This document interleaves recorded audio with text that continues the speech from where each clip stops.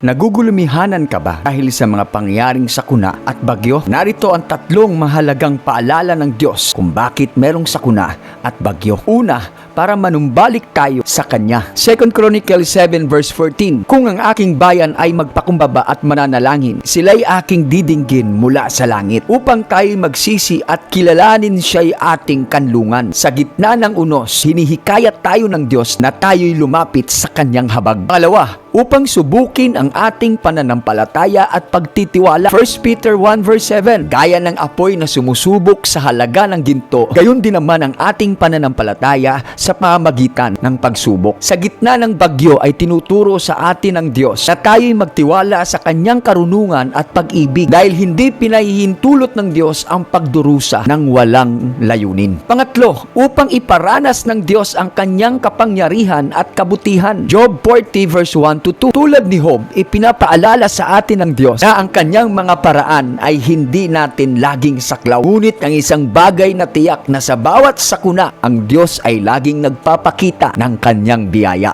Kapatid, kaibigan, ang mga kalamidad ay hindi parusa, kundi isang paalala. Huwag matakot, sapagkat ang Diyos ay ating Diyos. Alalakasin niya tayo, tulungan at aalalayan sa gitna ng anumang unos at problema ng buhay mo. Kung sang-ayon ka dito, type Amen. Follow and share. God bless.